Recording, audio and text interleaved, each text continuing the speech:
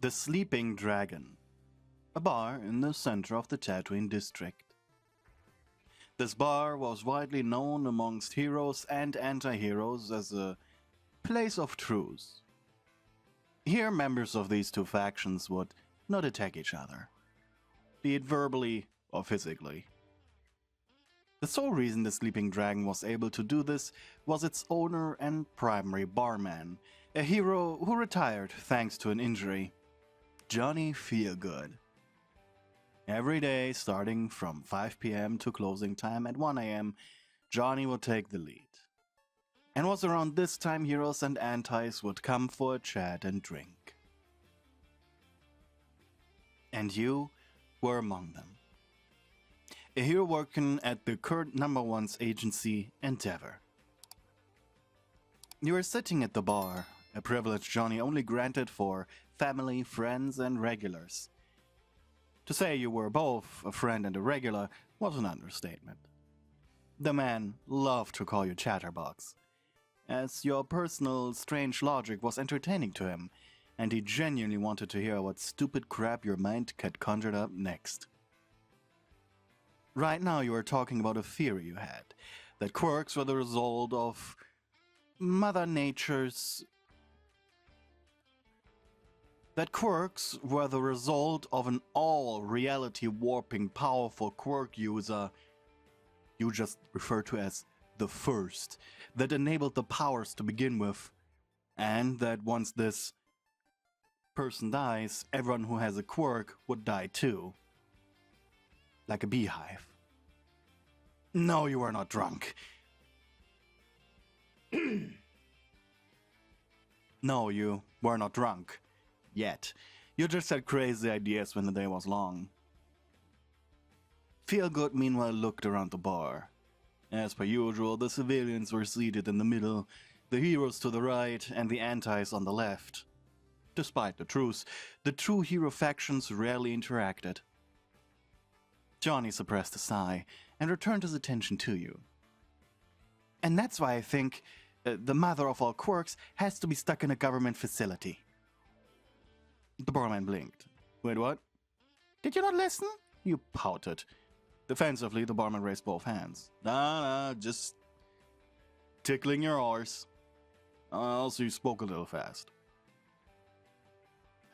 Okay, so, from the beginning. Quirks existed for a while, correct? That leads me to believe the mother of all quirks has been caught and she, or he, but for the sake of argument, let's say she, okay, because, mother of all quirks.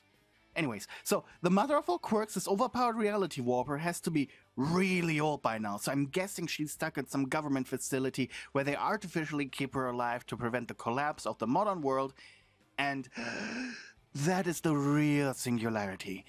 The sudden death of everyone with a quirk. Johnny sighed. Right. Do you want a drink? You nodded. Make me a Mr. Lover, Johnny. With a quick nod, the man began his work. As you continued your wild theory.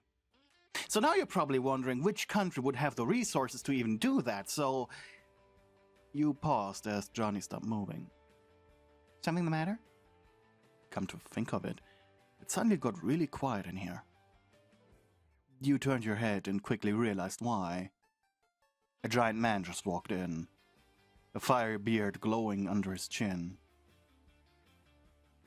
What's my boss doing here? You mumble, afraid. Endeavor looked around the room, his blue eyes ever observant. His sheer presence made people feel intimidated. The first person to break the silence, however, was the ever-friendly barman. Angie, it's been a while! You know my boss? We went to UA together. I was in Class B, though, so he looked down on me. But I like to think of us as friends. Oh. Come here, Angie. He made a noise of discomfort. It's my boss! Johnny shrugged. Every regular and friend of mine is allowed to seat at the bar. You know the rules. Endeavor sat down next to you. He was given the menu card. As the man looked through, the deafening silence became mesmerizing. Any recommendations? Chatterbox here is one of my best customers, she can tell you. Why was he doing this to you? Why? It's not like you asked him to do this. Your eyes immediately turned to Feelgood, who was smiling from ear to ear. Chatterbox. Johnny pointed at you. Her. You looked back at your boss. His eyes were narrowed and he held the card in a way so you could read it. I mean, sir, what would you like? He blinked. Do you want to get drunk? Do you want to relax? I was told to relax here. You gulped. Well, whenever I want to relax, I order a hot toddy. It's, boiling water in a mug. A lemon peel with clover stuck in it, some brown sugar, 2 ounces of whiskey, and some lemon juice. It's, basically grog, but, a little more classy. Endeavor thought for a moment. Then I will have that. The moment the hero ordered, the chatter and banter in the bar resumed, and the air seemed to cool down a little too. As you quietly sat next to your mountainous boss, your cheeks became hot. The alcohol of the past 2 hours getting the better of you. But you needed to keep some dignity. Slowly you nipped at your drink. Your cheeks flared up red when you noticed Endeavor looking at you. Something the matter? Excuse me, but do I know you? You seem familiar. You gulped in fear. Well, I do work for you, sir. I'm Upgrade, the Overload hero. I can overcharge electronics with my quirk. Remember me? He blinked. My apologies, I do not. He had been the one to interview you. The scariest day of your life. And he just forgot it. Oh God, you wanted to vomit. I have many things on my mind. Oh, well, you can tell old Chatterbox here. The words that left your mouth before. Oh, well, you can tell old Chatterbox. I'm here to talk. The words that left your mouth before you could think of them. Too often were used by people to unload their emotional pain on. Very well. Oh no, what did you just unleash? Endeavor scratched his chin. As far as I remember, I always strive to be number one. Or at least to be better than everyone else. I started to believe that it's my birthright. And I dedicated my life to it. Oh jeez, you whispered. Sir, you are, a powerful man with high ambitions and requirements. Of course you're trying to live up to your own ideals. He blinked. Just? You bit your lower lip. You know what I mean. I hope. Oh God, please. Know what I mean. You thought. He scratched his chin.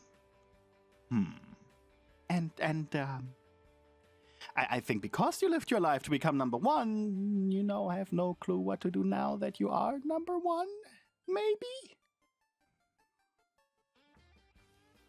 Oh God, why did you just say that? Stupid, stupid cocktails. I see. Is it that obvious? Your eyes widen and you look down at your half-empty Mr. Lover. Maybe?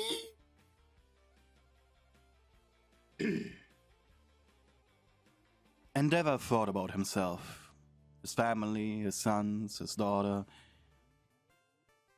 and the giant sighed, emptying the first half of his hot toddy that by now had arrived. He smacked his lips. It's pretty good, Johnny. Have you ever considered a vacation, sir? Vacation? No. Not now, not with all those scums running around. And to think of it, I even have an important mission coming up. Instinctively, your gaze wandered to the antis that were huddled on their side. Some of them, the more drunk ones, looked as if they were trying to weigh their options in attacking Endeavor, while others just tried to hide as much of their face as possible.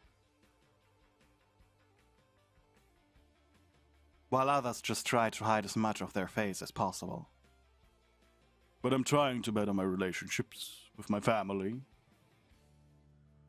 The media, what made All Might the symbol that he was the ability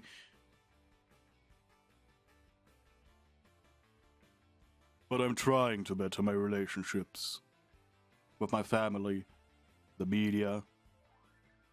What happened to All Might, the symbol that he was, has the ability to be strong yet not intimidating. I want that, if possible. You shrugged. When you are a bookshelf. The comment left your lips quicker than you could swallow it. Amused, the giant now looked down on you. Bookshelf. You inhaled. You looked at the barman who was currently serving another customer, hoping he would right now fulfill your greatest wish of getting shot. What I mean is the shape of your body. You're a big square. Endeavor looked at you like you just told them the deepest, darkest secret of the universe. Interesting. He smirked. Did you just make your boss smirk? Like, genuinely?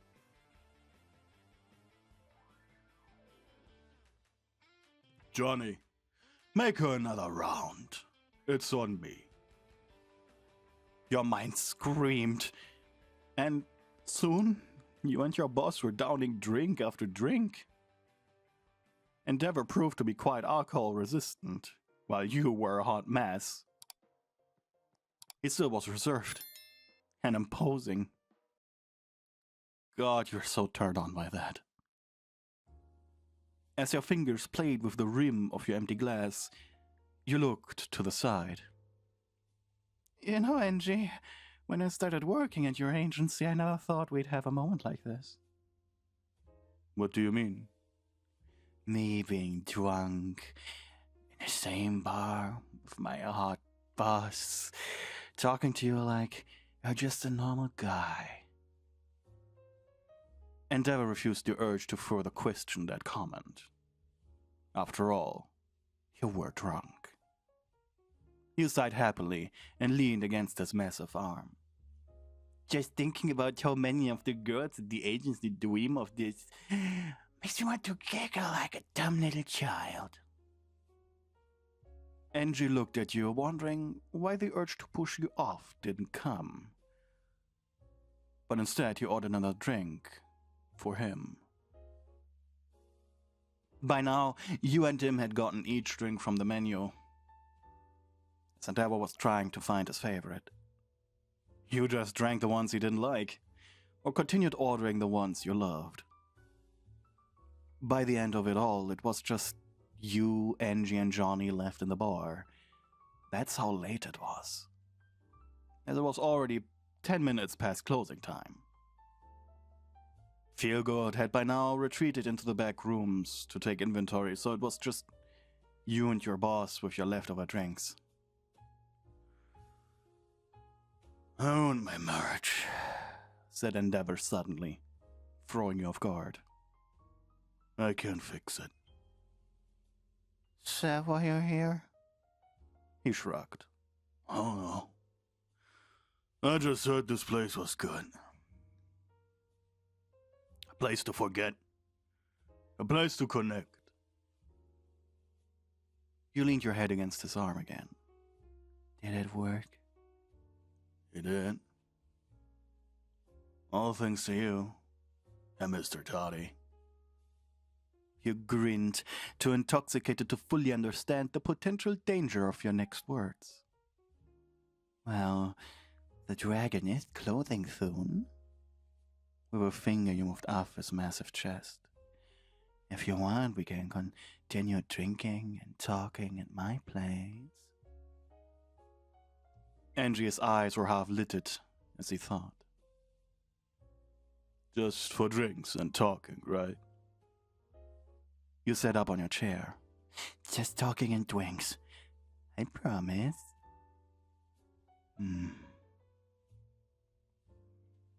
That does sound nice. You grinned, before taking his large hand in yours. Well? But paying. Hey, Johnny! You shouted. The barman leaned into the room from the door to the back rooms. Yeah? Put this stuff on his tab. He'll come back. Don't worry about it. I saw this coming. It's fine. Have fun, you too. Return your attention to Angie, you purred. See? Everything is fine. You don't have to worry. I don't have to worry, he repeated. Then without warning, his hands grabbed your ass, and he lifted you in his arms, bridal style, pressing his lips onto yours. He blushed hard and whimpered. His tongue was big and strong as it penetrated your lips. Oh God, why was this feeling so good?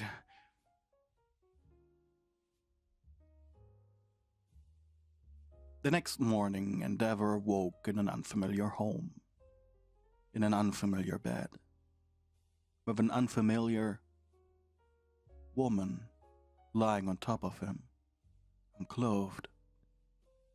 He rubbed his forehead and groaned. So that's how a hangover feels like. Gently he pushed you off of him, pulled your blanket up. You hummed in your sleep. Sighing, the man scratched his head. I enjoyed it, he murmured to himself. And enjoy your sleep. If your hangover feels half as bad as the one I have right now, it's gonna be a hell of a day. Once more he groaned. He could barely think. Stumbling, he picked up his scattered clothes. How was he going to explain this to anyone? No, this had to be forgotten. He slumped quietly into your kitchen, considering writing a hastily written letter. What should he do? The worst thing was the hangover. He couldn't think. Damn it. The guilt he was feeling right now. Oh, God.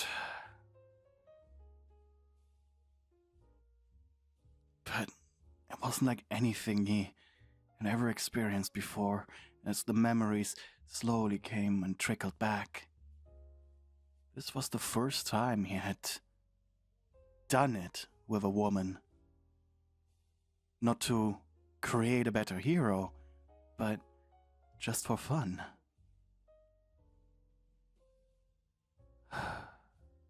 Meanwhile, you woke with a pounding headache, pillow wet from salivation in your sleep. You put both hands on your head. Oh, you cried. But then a shock hit you. It came from your lower half. Ow! You complained louder. And then the memories of last night began flooding your brain, and your eyes widened as you saw the silhouette of your boss in your kitchen. Oh God, I fucked my boss. Then you blinked, frowned, rubbing your butt cheeks.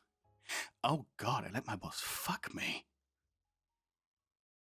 Thank you to the people who are supporting me on Ko-fi. You guys are keeping me alive.